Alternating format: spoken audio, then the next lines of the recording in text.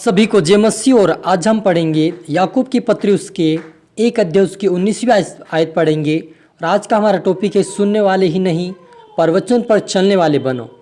तो यहाँ पर लिखा है याकूब 1:19 से कि हे मेरे प्रियो भाइयों, यह बात तुम जान लो, हर एक मनुष्य सुनने के लिए तत्पर और बोलने में धीर और क्रोध में धीमा हो, क्योंकि मनुष्य क्रोध परमेश्वर का धर्म का निर्वाह नहीं कर सकता। इसलिए सारी मिलनता और बैर भाव की बढ़ती को दूर करके उस वचन को नम्रता से ग्रहण कर लो जो हृदय में बोया गया है और जो तुम्हारे प्राणों का उद्धार कर सकता है। हालेलुया। हम प्रार्थना करें। धन्यवाद मेरे ईश्वर राजा, प्यारे पिता परमेश्वर, आज के वचन, आज के कलाम से मेरे पिता हर एक से बात कर मेरे पिता। आज का वचन हर एक जुन प्रभु जी उद्धार और आशीष पिता लेकर आए पिता, और इनके जीवन, इनके हृदय को बदल प्रभु जी, आपके योग्य चाल चलना सीखा मेरे पिता परमेश्वर। पिता आपके वचन के अनुसार प्रभु जी, आपके वचन पर सुनकर प्रभु आपके वचन पर चलने वाले बने, आपके आज्ञाकारी बनकर आपके राज्य के वारिस बने साहब हर एक को बना मेरे पिता। अपनी बुद्धि, अपना ज्ञान, अपनी समझ दे मेरे पिता। सभी की तरह आत्मा सौंपते आप मेरे मुख से होकर बोले पवित्र आत्मा मदद और सहायता करें। ये प्रार्थना दुआ यीशु तेरे मीठे मधुर नाम से मांगते हैं, आमीन। तो मेरा जी जो याकूब उसके 1 अध्याय उसकी 19 आयत से पढ़ेंगे, वहाँ पर लिखा कि हे मेरे प्रिय भाइयों, यह बात तुम जान लो, हर एक मनुष्य सुनने के लिए तत्पर और बोलने में धीर और क्रोध में धीमा हो, क्योंकि मनुष्य का क्रोध परमेश्वर के धर्म का निर्वाह नहीं कर सकता। इसलिए सारी मिलनता और बैर भाव की बढ़ती को दूर करके उस वचन को नम्रता से ग्रहण कर लो जो तुम्हारे हृदय में बोया गया और जो तुम्हारे प्राणों का उद्धार कर सकता है। और लिखा है कि परंतु वचन पर चलने वाले बनो, केवल सुनने वाले ही नहीं जो अपने आप को धोखा देते हैं, क्योंकि जो कोई वचन सुनने वाला हो और उस पर चलने वाला ना हो तो वह उस मनुष्य के समान है जो अपना स्वाभाविक मुँह दर्पण में देखता है, और इसलिए कि वह अपने आप को देख कर चला जाता है और तुरंत भूल जाता है कि मैं कैसा था। पर जो व्यक्ति स्वतंत्रता की सिद्ध व्यवस्था पर ध्यान करता रहता है वह अपने कामों में इसलिए आशीष पाएगा कि सुनकर भूलता नहीं पर वैसे ही काम करता है।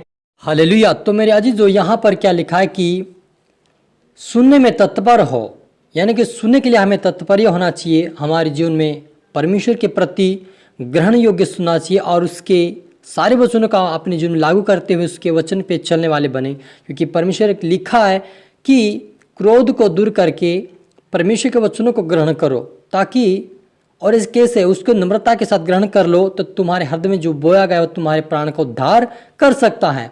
लिखा कि वचन पर चलने वाले बनो, केवल सुनने वाले ही नहीं जो अपने आप को धोखा देते हैं।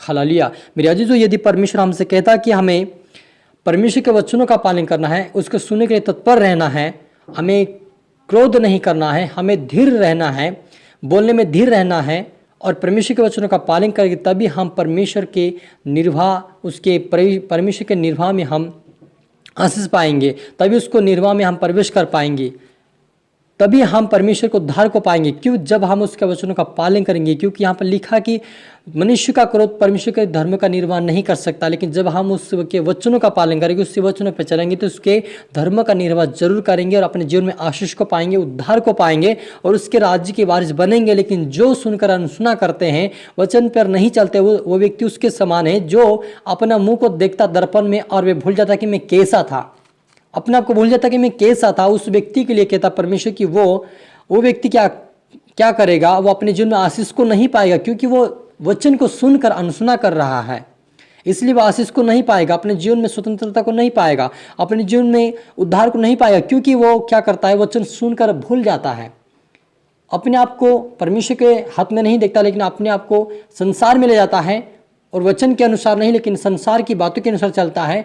वो व्यक्ति आशीष और उद्धार नहीं पाएगा, क्योंकि वे संसार की बातों में मन लगा रहा है, परमेश्वर को छोड़ बहुत दुनिया की ओर जा रहा है, इसलिए वो आशीष नहीं पाएगा। लेकिन परमेश्वर यह कहता है कि जो मेरी व्यवस्था पर रात दिन ध्यान करता है, मेरी वचनों पे मन लगाता है, मेरी ओर आता है, मेरे और सम्मुख आता है, मुझसे प्रार्थना करता है, वो आशीष पाएगा अपने जीवन में और वो उद्धार को प्राप्त करने पाएगा। तो मेरे अजीजों, यदि आप और मुझे उद्धार चाहिए, प्रभु यीशु मसीह की ओर से आशीष चाहिए, तो हमें उसके वचनों को सुनकर हमें अनसुना नहीं करना है, लेकिन सुनकर उस वचन के अनुसार ही हमें चलना है, ताकि हम उसके द्वारा उद्धार पा सकें और उसके राज्य के वारिस बन सके। हालेलुया। इसलिए आप और मुझे, पर जो व्यक्ति, क्या लिखा कि पर जो व्यक्ति स्वतंत्रता की सिद्ध व्यवस्था पर ध्यान करता रहता है वह अपने कामों में इसलिए आशीष पाएगा कि सुनकर भूलता नहीं पर वैसा ही काम करता है। तो मेरे अजीजों, आप पर मुझे भूलना नहीं है, परमेश्वर हमारे जीवन में जो कार्य किया उसे हमें याद रखना है। जैसे हम शुरुआती में जब हम विश्वास में आते तो हमारे जीवन में बहुत सारी समस्या तकलीफें हमारे जीवन में होती है, और जब उससे हम छुटकारा पा लेते हैं तो हम छुटकारा पाने के बाद, वचन सुनने के बाद क्या करते हैं, फिर से संसार में चले जाते हैं। इसलिए हम आशीष को नहीं पाते, इसलिए उद्धार को नहीं पाते हैं, और क्या हो जाता है, श्रापित हो जाते हैं। क्योंकि वचन में लिखा कि यदि किसी व्यक्ति के जीवन में यदि एक दुष्ट आत्माएं हैं, उसको यीशु के नाम से निकाल देंगे तो वो क्या करेगी, यदि वो संसार में वापस जाएगा, लौटकर संसार की बातों को फिर से ग्रहण करेगा, संसार के अनुसार फिर से चलेगा, तो वो क्या करेगी, एक आत्मा 7 और ले आएगी और मिलकर 8 हो जाएगी, और उसके जीवन में दुगनी श्रापित वो आएगा, दुगना श्रापित, और उसके जीवन में दुख तकलीफ दुगना हो जाएगा, क्योंकि वे 8 हो जाएगी और उसको समझ में नहीं आएगी कि मुझे क्या करना है। इसलिए यदि आप और मुझे उद्धार मिल चुका है, जीवन में आशीष मिल चुकी है, चंगाई मिल चुकी है, तो आप और मुझे फिर से संसार में नहीं जाना, लेकिन प्रभु के वचन के अनुसार चलते हुए, उसकी आज्ञा का पालन करते हुए, उसके उद्धार को प्राप्त करते हुए उसके राज्य की वारिस बनना है। क्योंकि प्रभु यीशु मसीह आप और मुझे इसीलिए चुना है कि हम उसके द्वारा आशीष को पाए और उद्धार को भी प्राप्त करें। और उद्धार हमारे ये है कि हम पापों से छुटकारा पाए, क्योंकि हमारे जीवन में बहुत सारी गलती गुनाह हो जाती है। उससे प्रभु यीशु मसीह ने हमें उस पापों से छुटकारा देकर हमें उद्धार दिया है, वो हमारे लिए बहुत काफ़ी है। हालेलुया। इसलिए आप और मुझे जो उद्धार मिला है, जो परमेश्वर का वचन मिला, उसके ऊपर हमें ध्यान देना कि प्रभु मुझे इसलिए दिया, आप और मुझे प्रभु ने इसीलिए उद्धार दिया ताकि हम उसकी भक्ति, उसकी आराधना करें। आप और मुझे परमेश्वर ने चुना है संसार के लिए नहीं, लेकिन अपने लिए चुना, अपनी भक्ति के लिए चुना आप और मुझे।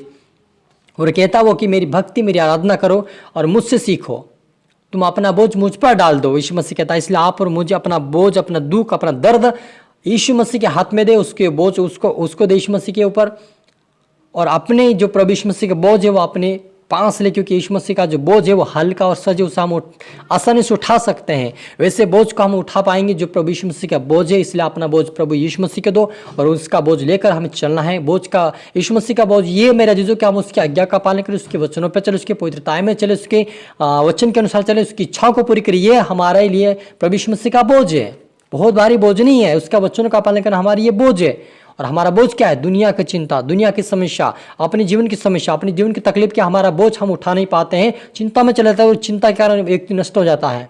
इसलिए अपनी सारी चिंताओं को प्रभु को दो आज से, और आज से वचन को सुनने वाले नहीं, उसके ऊपर वचन पर चलने वाले बने। आज्ञा करते में चलकर उद्धार पाकर उसके राज्य के वारिस बने। हालेलुया। प्रार्थना करें। धन्यवाद मेरे ईश्वर राजा, प्यारे पिता परमेश्वर, आज के वचन, आज के कलाम से मेरे पिता हर एक से बात है कि आपका धन्यवाद प्रभु जी। आपके बेटा बेटे जितने देख रहे सुन रहे पिता, उनके जीवन प्रभु तेरा वचन पिता सोगुना फल है प्रभु जी। पिता से ये प्रभु वचन पे प्रभु यीशु पिता सुनने वाले नहीं, लेकिन वचन पे चलने वाले बने पिता। आपकी पवित्रताएं में, आपकी प्रार्थना के वचन बढ़कर आपके राज्य की वारिस बने मेरे पिता। इनकी जीवन प्रभु तेरा वचन सोगुना फल है पिता, आशीष पाए, बरकत पाए मेरे पिता। कोई भी वंचित ना रहे प्रभु तेरे प्रेम, तेरे उद्धार से, लेकिन तेरे उद्धार प्रेम को पाकर आपके राज्य के वारिस बने पिता। हर एक को पिता खड़ा कर ब्लेस और आशीष कर मेरे ईश्वर राजा। सभी तरह आत्मा सौंपते मेरे पिता। प्रार्थना सुना आशीष किया, धन्यवाद मेरे ईश्वर राजा। ये प्रार्थना दुआ यीशु तेरे मीठे मधुर नाम से मांगते हैं, आमीन। तो मेरे जीजू में आशा करता है इस वचन से प्रभु आपसे बातें किया होगा। इस वीडियो को लाइक करें, शेयर करें, सब्सक्राइब करें, ताकि प्रभु आपको दुगनी आशीष दे। फिर से आप सभी को मेरी तरफ से गुड ब्लेस यू ऑल।